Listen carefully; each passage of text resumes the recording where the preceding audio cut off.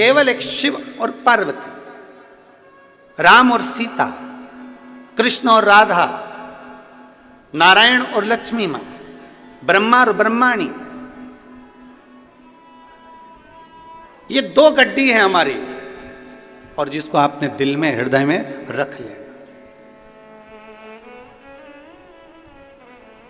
और हृदय में अगर रखा गई तो फिर भगवत भजन का आनंद अपने आप प्राप्त होगा। ये जजमान बने हैं चंद्रशेखर जी पिल्ले, पूर्णिमा जी पिल्ले, श्री अनिल शुक्ला जी, श्रीमती शकुंतला शुक्ला जी, परमेश्वर सिन्हा जी, आशा सिन्हा जी, ये जजमान बने हैं, इन्होंने शायद सोचा भी नहीं होगा।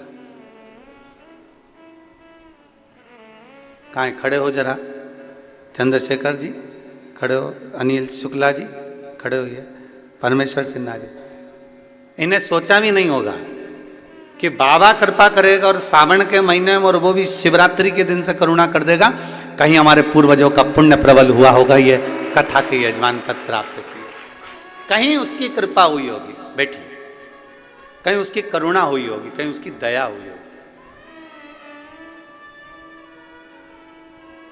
एक विश्वास अपने भीतर प्रबल किया, दो गड्डी हमने जेब में फंसा ली है और फिर तीरथ को चल दी है, बस भगवान का नाम हमने हृदय में रख लिया और चल दी।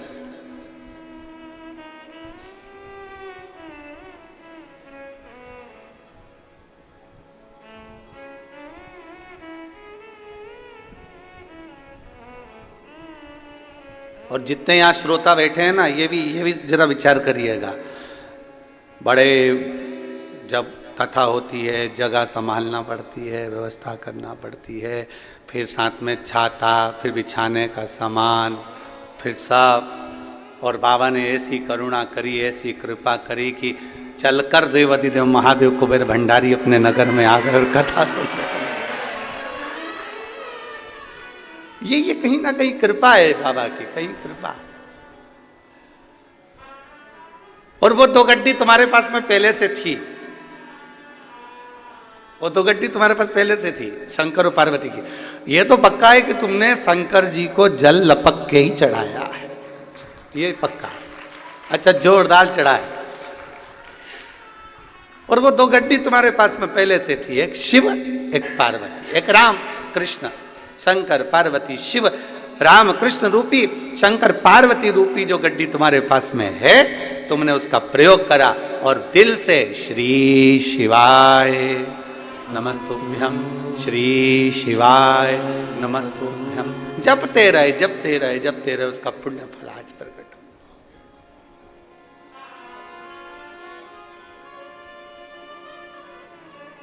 संपूर्ण जीवन का एक आनंद आप और हमको प्राप्त हो। माता सती ने प्रश्न किया काशी की धरा पर, काशी की भूमि पर, और काशी की धरा पर भगवान प्रश्न कर रही है माता सती, भगवान देवाधिदेव महादेव से, भगवान शिव से, भगवान शंकर से, बाबा जी हमारे मन के संशय को मिटा दीजिए, ये पुनरपि जन्म पुनरपि मरणम, बार बार जन्म बार बार मृत्यु के प्रपंच से कैसे छूटा जाए, वो हमको बता दीजिए।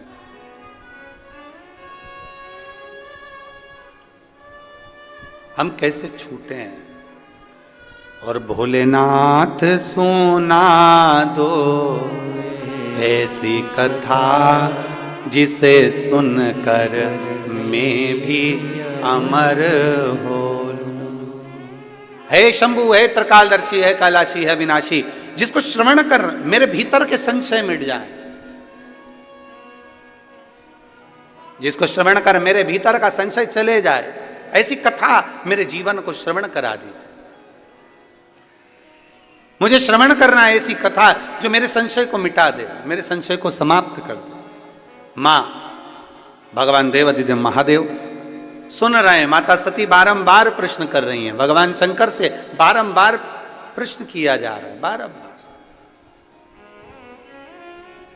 और कितना सुंदर बात है, शिवपुराण कहती है यदि हमारा कर्म अच्छा है, यदि हमने श्रेष्ठ कर्म करा है, तो हमको भगवान को ढूंढने की जरूरत नहीं पड़ती, बाबा देवाधिदेव महादेव हमको ढूंढता है।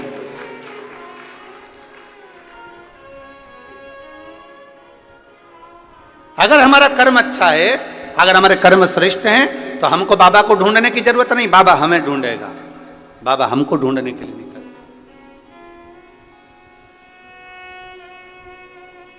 कर्म अच्छा करिए।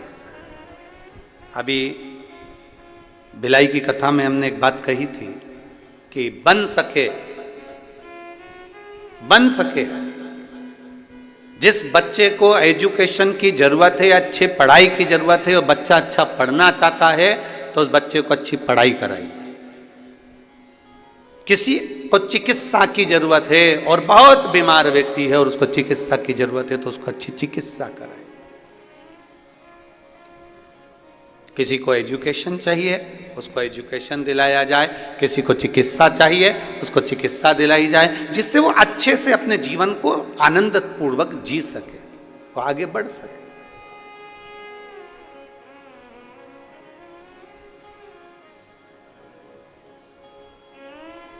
किस किसने सुनी थी भिलाई की कथा? हाथ उठाओ जरा। सभी ने सुनी है? रख लो रख लो रख लो। अगर चिकित्सा की जरूरत है तो चिकित्सा मिले, और यदि कहीं शिक्षा की जरूरत है तो शिक्षा मिले, और प्रयास करें कि अच्छी शिक्षा, अच्छी चिकित्सा जनमानस तक पहुंचे।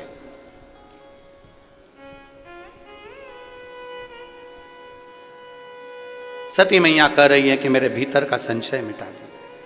कर्म अच्छा है तो आपको परमात्मा को ढूंढने की जरूरत नहीं, परमात्मा आपको ढूंढेगा।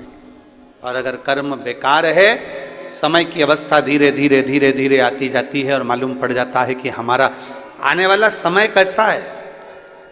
बचपन में कुछ अच्छा करा है तो जवानी में प्राप्त होता है, और जवानी में कुछ अच्छा करा है तो अधेड़ी में प्राप्त होता है, और अधेड़ी में कुछ अच्छा करा है तो बुढ़ापे में प्राप्त होता है। और यदि हम पूर्व से ही केवल थोड़ा थोड़ा थोड़ा थोड़ा पाप कर्म हमारा इकट्ठा होता गया, तो बुढ़ापे में यह मत सोचना कि बहू तो रोटी दे देगी, बुढ़ापे में यह मत सोचना कि परिवार के लोग जी हजूरी कर लेंगे। अगर बुढ़ापा आते आते अपने ही अपने को ताना दे रहे हैं, बुढ़ापा आते आते अपने ही अपने को गाली दे रहे हैं, बुढ़ापा आते आते अपने ही अपनों को अपशब्द कर रहे हैं, तो फिर यह मान कर चलना कि हमने पूर्व का कर्म थोड़ा श्रेष्ठ नहीं कर पाए, इसलिए आज हमको सुनना भी पड़ रहा है और सहना भी पड़ रहा है। इनको ज्यादा पैसा नहीं मिलता है, ये तो थोड़ा बहुत मायके गई, पापा ने दे दिया, माँ ने दे दिया, बाबूजी ने दे दिया, महतारी ने दे दिया, थोड़ा थोड़ा इकट्ठा करती है।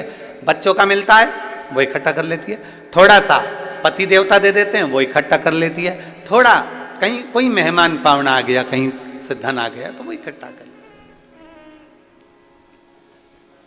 जो नौकरी करती है उनका नहीं कर रहे हम, जो सर्विस कर रहे हैं उनका हम नहीं कर रहे, हम तो जो घर की दीदियां हैं, घर की हमारी बहनें, हमारी जीजियां हैं, हम उनका करें। थोड़ा थोड़ा थोड़ा थोड़ा 50, 100, 500, 200, 25, 50, 100, 500, 200 इकट्ठा कर लेती। किसके लिए इकट्ठा कराएंगे? बोलो बोलो जरा जीजियों, बोलो जरा जम के। खुद के लिए? बोलो जम के। नहीं। किसके लिए इकट्ठा करा? ये पैसा इकट्ठा करा जब बच्चों को जरूरत पड़े तो मैं निकाल कर दे सकूं, और पति को जरूरत पड़े तो मैं निकाल कर दे सकूं, ये उस समय के लिए, खुद के लिए नहीं।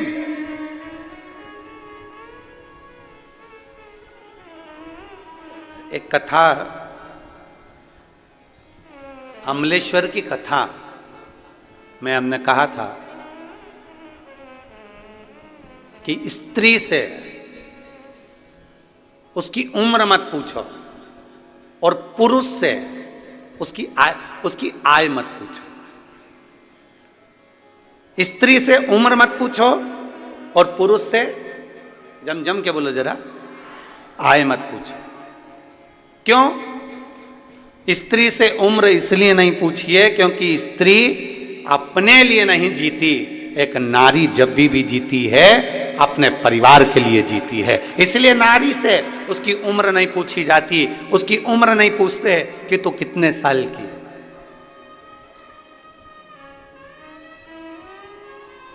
स्त्री से उसकी उम्र नहीं पूछी जाती कि तू कितने वर्ष की है। और पति से, ये जितने मेरे जीजा बैठे हैं यहाँ पे और जितने आस्था चैनल पर जीजा कथा सुन रहे हैं, इनसे इनकी आय नहीं पूछी जाती, तुम कितना कमाते हो, कितनी आवक हो रही है, कितने की फसल गई, कितना आया, नौकरी करते हो, सर्विस करते हो, कितना मिलता है, कितना कटता है और कितना मिलता है, इनसे नहीं पूछा जाता। स्त्री से उम्र मत पूछो और पति से उसकी आय मत पूछो, क्योंकि घर का पिता, घर का पुरुष जब भी कमाता है अपने लिए नहीं कमाता, वो अपने परिवार के लिए कमाता है, वो अपने लिए नहीं कमाता। क्या पूछा जाए इनसे? एक नारी का पूरा जीवन, एक स्त्री का पूरा जीवन अपने परिवार के लिए लग जाता है, पूरा जीवन।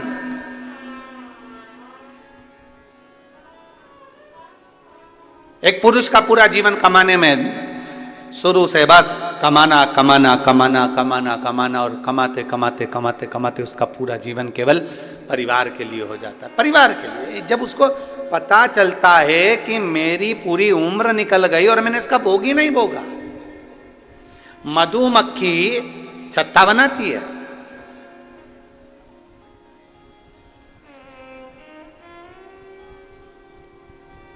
वो तो अच्छा है, ये यहाँ पे मधुमक्खी का छत्ता नहीं है।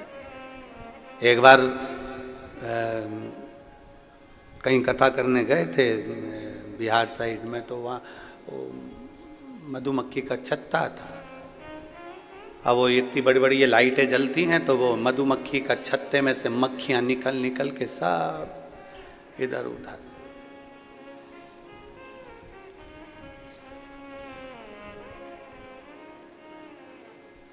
छत्तीसगढ़ सरकार को और छत्तीसगढ़ की प्रशासन को, दोनों को धन्यवाद है, बहुत बहुत साधुवाद, बहुत बहुत साधुवाद।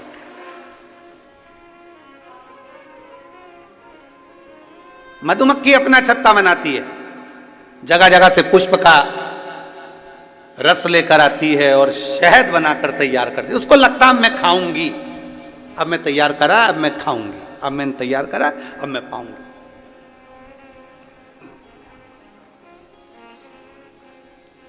फिर सोचती है वो, अब मैं खाऊंगी। जीवन बहुत विचित्र है। मेरी जीजियों, मेरे जीजाओं, मेरी बेटियों, मेरे बेटाओं, मेरी माताओं, मेरे भाई, मेरे बंधु, मेरी माताएं, ध्यान रखना, जीवन बड़ा विचित्र है।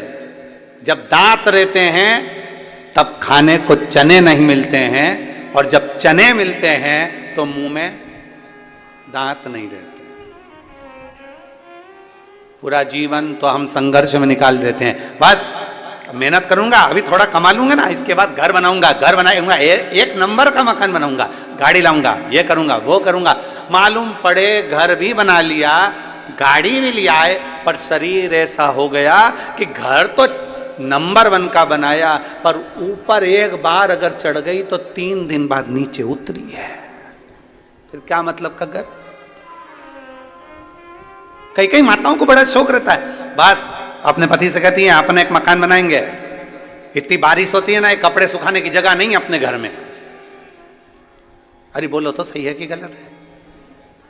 अपने यहाँ कपड़े सुखाने की जगह नहीं है, अपन एक मकान बनाएंगे और घर में ऐसा ऊपर ऐसा शेड लगा देंगे जहां पर कपड़े सूख जाए, कर जाए, और ऊपर अपन 2 मंजिल का बना लेंगे, बच्चों का कमरा अलग, इस बेटी का कमरा अलग, दामाद अलग, तो ये सब चीज कमरे कमरे बना देंगे और ऊपर अच्छी व्यवस्था कर देंगे कपड़े वपड़े सूखने की। अब मालूम पड़े बेचारे पति ने हिम्मत कर कर, मेहनत कर कर, कमा कमा कर घर बना दिया। घर के ऊपर कमरे, कमरे के ऊपर छत भी बना दी, और छत पे ऐसी व्यवस्था भी कर दी कि कपड़े सूख जाएं। अब मालूम पड़ा जब मकान बनाने का कहा गया था तब उम्र दूसरी थी, और आज जब कपड़े की बाल्टी लेके ऊपर चढ़ी तो मालूम पड़ा 4 घंटे तक वहीं पर बैठी है।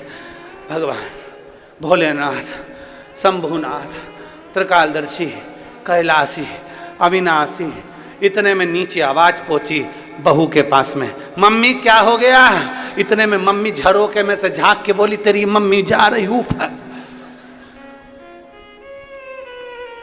तुरंत नीचे से बहू दौड़ी दौड़ी ऊपर गई और मम्मी को देखा हालत खराब, मम्मी को पानी वानी पिलाया उसने। जब दांत हैं तो चने नहीं है, और जब चने हैं बोलते जाओ जम के, दांत अभी कमा रहे तो विचार कर रहे गाड़ी लूंगा, गाड़ी लूंगा, गाड़ी लूंगा। कमाते कमाते कमाते कमाते एक अवस्था डल गई और मालूम पड़े बुढ़ापे में गाड़ी भी आ गई। गाड़ी तो आ गई पर डॉक्टर ने कह दिया ज्यादा बैठ नहीं सकते, पीठ का गुरिया खसक गया। अब एक गुरिया खसक गया। अब थोड़ी देर तक गाड़ी में बैठा था, इतनी देर में तो घर पहुंचा और पत्नी कह रही जी सुनो तो सरी, कथा चल रही है, गांव का नाम नहीं बोलूंगा, यहां का नाम तो बोलूंगा ही नहीं।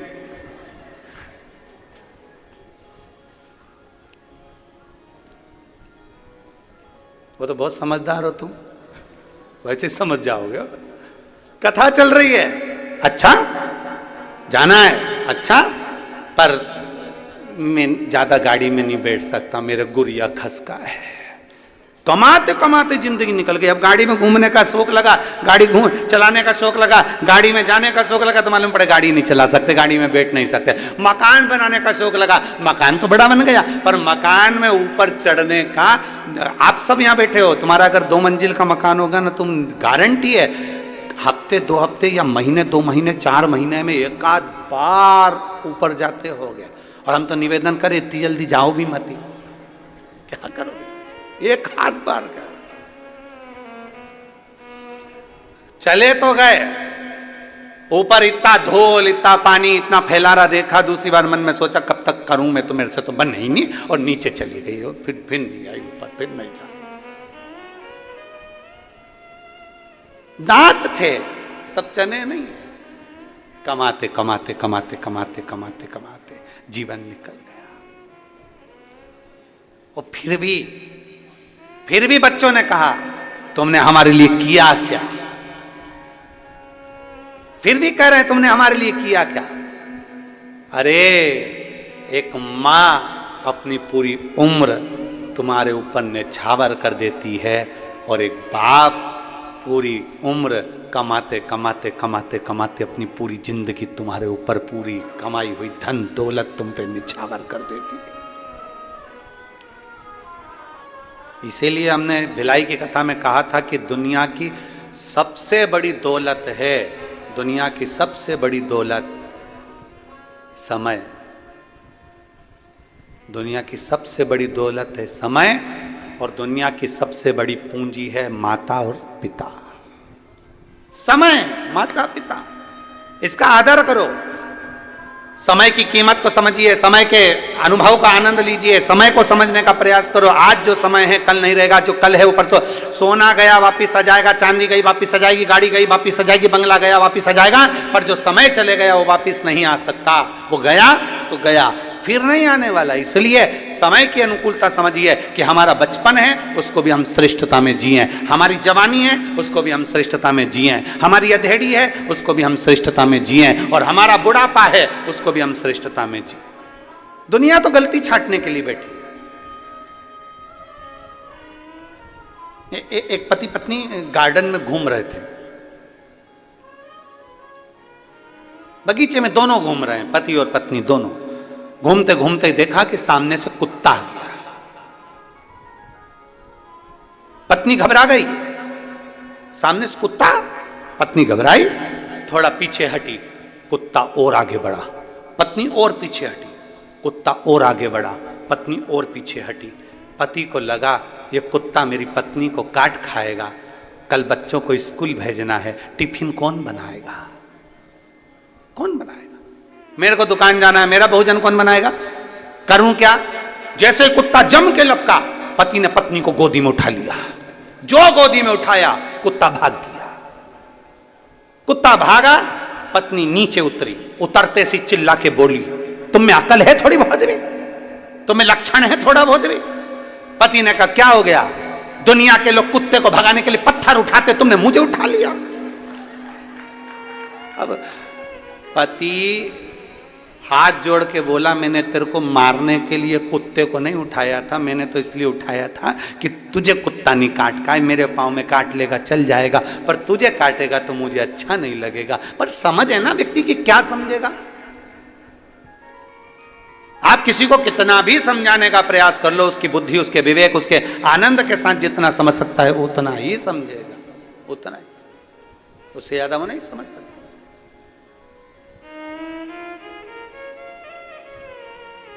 बहुत बहुत कठिन है।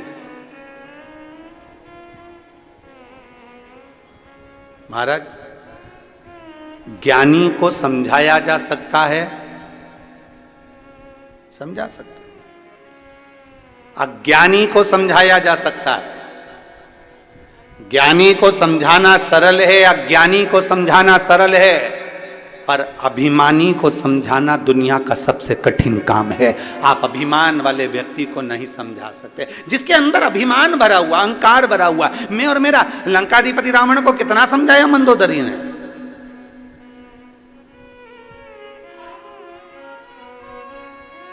लंकाधिपति रावण को विभीषण ने समझाया, मंदोदरी ने समझाया, स्वामी सीता जी को लौटा रहिए, स्वामी सीता जी को लौटा दीजिए, पर अभिमान भरा हुआ था भीतर, मैं और मेरा, मैं 10 आनंद, 10 ग्रीवा, हजारों हाथ। क्या समझती है मंदोदरी तू मुझको?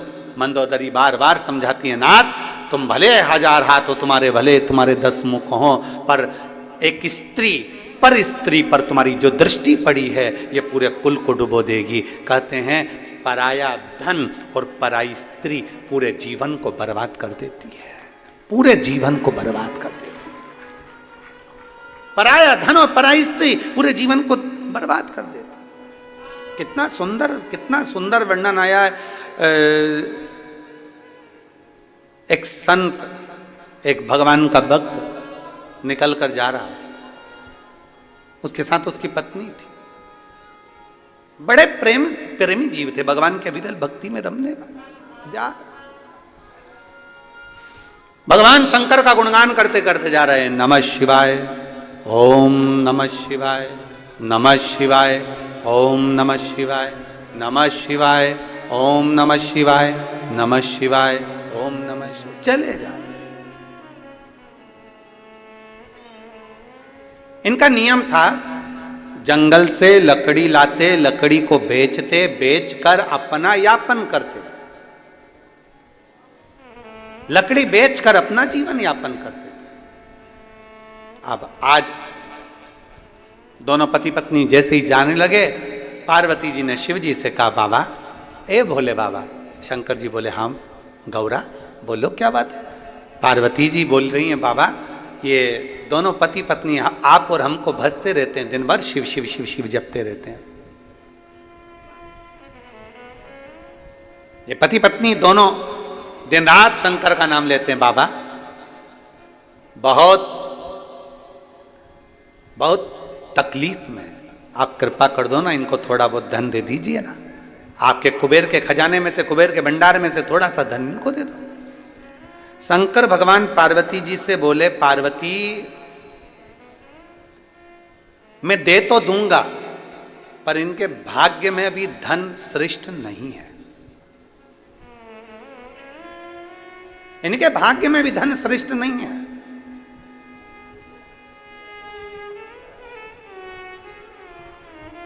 जिसका जितनी किस्मत में होता है, जब भाग्य में होता है तब प्राप्त होता है। जरा विचार करिएगा, कथा मुंगेली में होने वाली थी, डोम लग चुका है, स्टेज बन चुका है, मंच व्यवस्था हो चुकी है, सारी व्यवस्था हो चुकी है, पर पानी कीचड़ सब उस पंडाल में इतना भर चुका था कि पांव रखो और पांव उसमें जा रहा था, दब रहा।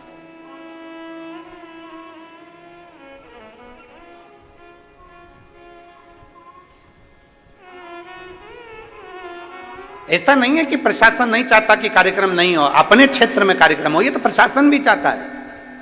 क्षेत्र के चाहे कलेक्टर हो, एसपी हो, एसएसपी हो, कमिश्नर हो, आईजी हो, डीएसपी हो, एसडीएम हो, हर तहसीलदार हो, हर टीआई, सब चाहते हैं कि हमारे क्षेत्र में भी बाबा की कथा हो। ऐसा नहीं कि नहीं चाहते, पर उनका भी एक भाव होता है कि सुरक्षित हो, सुरक्षा पहले। क्योंकि देखा हुआ है अभी भिलाई में जो कथा हुई है, भिलाई में 3 बार पहले कथा हो चुकी है, पर आपने देखा होगा ये जो चौथी कथा भिलाई में हुई, जो 3 कथा हुई है, उन कथा से भी ज्यादा भीड़, ज्यादा भक्त भिलाई की इस कथा में पहुंच गए। और इतने भक्त पहुंचे कि पूरी रोडों पर चारों तरफ भक्त भरे हुए थे।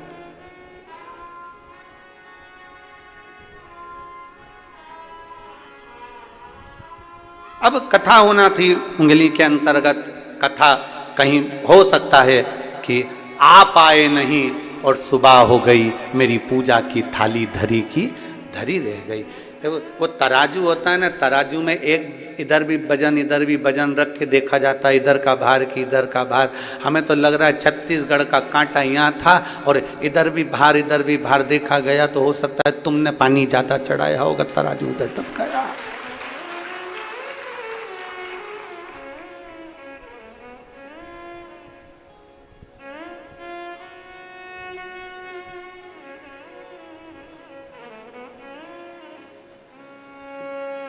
जैसे कथा यहाँ हो रही है वैसी की वैसी वहाँ पर भी प्रशासन ने उनसे कहा कि देखो आप चाहो तो एक कोई स्टेट में कोई अच्छा ग्राउंड मिल जाए, ऐसा छोटा सा कोई हॉल मिल जाए जिसके अंदर आप ऑनलाइन करा सकते। और नहीं, हम कथा विशाल करा। और तुम समझदार थे, तुम बड़े चतुर थे, और तुम लोगों ने सोच लिया बिल्ली के भाग से चींटा टूटा है, मक्खन अपने ही भाग्य में आ जाए तो अच्छा है। ऐसा नहीं कि प्रशासन नहीं सोचता, कार्य के लिए सोचता है, पर सुरक्षित हो, सबकी रक्षा हो, सब श्रेष्ठता, सुरक्षा के साथ। इनकी किस्मत में नहीं है। भगवान शंकर कह रहे हैं पार्वती अगर मैं इसको सोना चांदी दे भी दूं, हीरे पन्ने दे दूं, पर इन दोनों पति पत्नी के भाग्य में नहीं। कैसे नहीं है? प्रभु बहुत साधारण है ये लोग, दे दो ना, थोड़ा सा धन दे दो ना। शंकर भगवान बोले ये दोनों पति पत्नी नहीं ले सकते, मुझे मेरा विश्वास कहता है शंकर की आराधना करने वाला, शंकर की उपासना करने वाला ये दूर रहता है, पर धन से भी दूर होगा और पर स्त्री से भी दूर होगा, नहीं ले सकते। पार्वती जी बोली मेरे को 2 धन में क्या था। पार्वती जी ने एक लाल कपड़े में थोड़ा सा आभूषण, माणिक मोती, सोना चांदी, हीरा पन्ना बांधा और रास्ते में डाल दिया। जहां रास्ते से ये दोनों जा रहे थे, दोनों अलमस्त होकर नमः शिवाय, ओम नमः शिवाय, नमः शिवाय, ओम नमः शिवाय, नमः शिवाय, ओम नमः शिवाय बोलते बोलते जा रहे थे। इतने में पति की दृष्टि उस धन पर पड़ गई। पत्नी थोड़ी पीछे थी, पति की दृष्टि पड़ी धन पर। पति ने देखा किसी का सामान गिर गया है, सोना चांदी। पति ने देखा पीछे पत्नी आ रही है, उसने तुरंत वहीं से मिट्टी हटाई और उस पे धन पे डाल दी।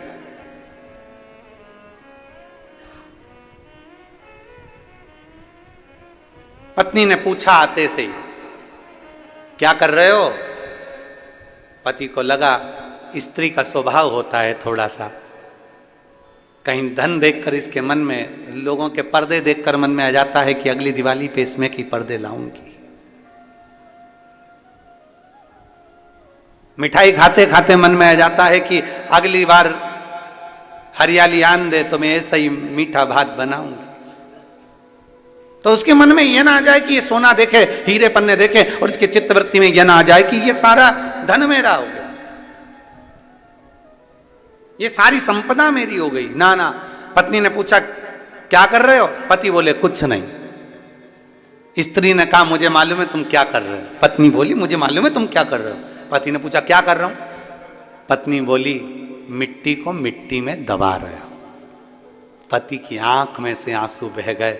मैं अपनी पत्नी को समझ नहीं पाया, वो जान गई थी ये सोना मिट्टी है, दूसरे की दौलत हमारे लिए धूल की तरह है, दूसरे का धन हमारे लिए धूल की तरह है, दूसरे की संपदा हमारे लिए धूल की तरह है, दूसरे का पड़ा हुआ पैसा हमारे लिए धूल की तरह है। दुनिया के लोग समझ नहीं पाते किसी का पड़ा मोबाइल मिल गया, सोचते हैं खुशी होती है 2000, 5000, 10,000 का मोबाइल मिल गया, पर उसको मालूम नहीं है कि तूने 5000 का मोबाइल तुझे जो पड़ा हुआ मिला है वो तेरे को कौन से समय पर कहां ले जाकर तुझे खड्डे में डालेगा। किसी का पड़ा हुआ सोना मिल गया, चांदी मिल गई, कुछ सामान मिल गया, हम खुश हो जाते हैं, किसी का बैग मिल गया, किसी का चेन मिल गई, किसी का मंगलसूत्र मिल गया, किसी का सामान मिल गया, पर वो ये समझ नहीं पाते कि ये सोना हमें किस गर्त तक लेकर जा सकता है, किस गर्त तक लेकर जा सकता है।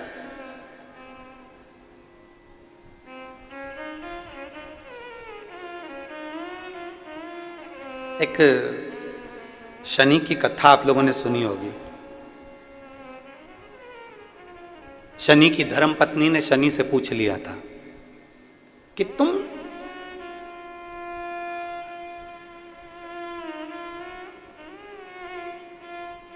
किसको बर्बाद करते हो। शनि कहते हैं बुरे कर्म वाले। और दूसरा, किसी का पड़ा हुआ वस्त्र, किसी का पड़ा हुआ धन, किसी की पड़ी हुई पादुका, किसी का पड़ा हुआ छाता मिल गया और वो लेकर चले गया, बाद में एक दिन उसको पछताना पड़ता है। पत्नी कह रही है मैं जानती हूं ये मिट्टी को मिट्टी में डाल रहा है। पति की आंख से आंसू बहने लगे, गजब पहचान गई तू, हाँ तुझे मालूम है, हाँ मैं जानती हूँ, सोना है इसमें, हीरे हैं इसमें, रतन है, माणिक है, इसमें असरफियां है सोने की, तुम मिट्टी को मिट्टी में दबा रहे, मिट्टी को मिट्टी। पति और पत्नी दोनों चल दिए, दबा कर ना जाने किसका गिर गया होगा, वो लेकर जाएगा। शंकर भगवान ने पार्वती जी से कहा पार्वती देख, मुझे मालूम था ये भक्त ऐसे ही है, नहीं लेंगे, नहीं ले सकते।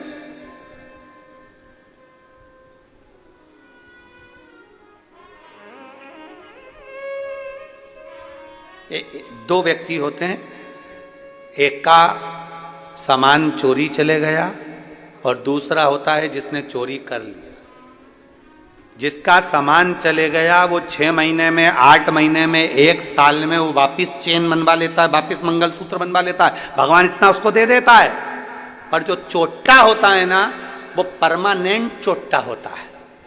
वो इतनी बार चोरी कर लिया तो भी वो सेठ नहीं बन पाया, चोर की चोर ही रहा, चोर की चोर रहा। लाखों का सामान चुरा लिया तो भी चोट्टा की चोट्टा ही लिया।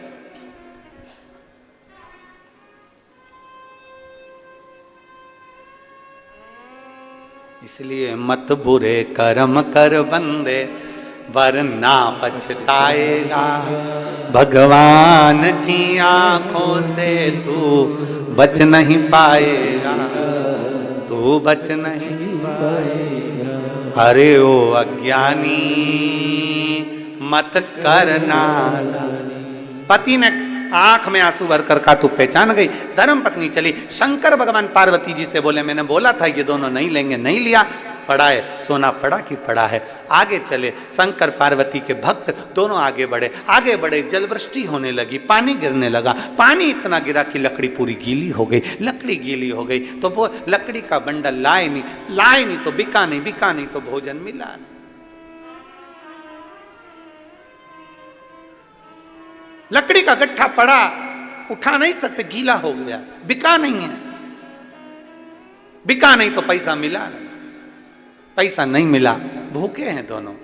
आज पत्नी पति से बोली आज शादी को 40 साल हो गए, पर 40 साल में आज पहली बार आप और हम दोनों भूखे सो रहे हैं, भूखे हैं।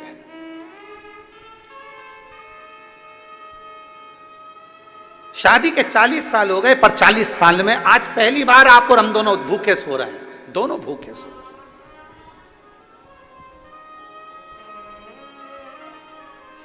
पति ने कहा समझ में नहीं आ रहा ऐसा क्यों हुआ। पत्नी कहती है मैं जानती हूं कि आज हम 40 साल में पहली बार भूखे क्यों सो रहे हैं। पत्नी कहती है मैं जानती हूं 40 साल में आज पहली बार हम भूखे क्यों सो रहे हैं। पति ने पूछा क्यों। पत्नी कहती है दूसरे के पड़े हुए धन को हमने छू लिया था, इसलिए आज हमें भूखा सोना पड़ रहा।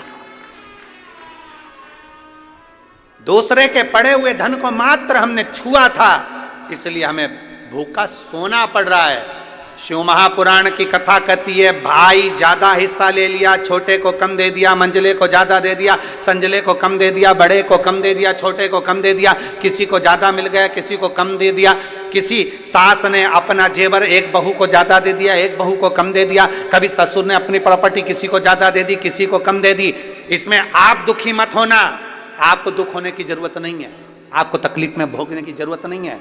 दुख उसको हो जिसने धन को बांटा है, उसने सोचना था कि हमारी गति क्या होना है, उसको सोचना था हमारी गति क्या है। अगर 4 लड़के हैं बराबर का, 4 बेटियां हैं बराबर की, 5 बेटे हैं बराबर का, 5 यहां तक शिव पुराण की कथा कहती है, भागवत जी में यहां तक वर्णन आता है कि यशोदा मैया अपने लाला को जितना माखन देती थी उतना माखन दाऊजी महाराज को भी देती।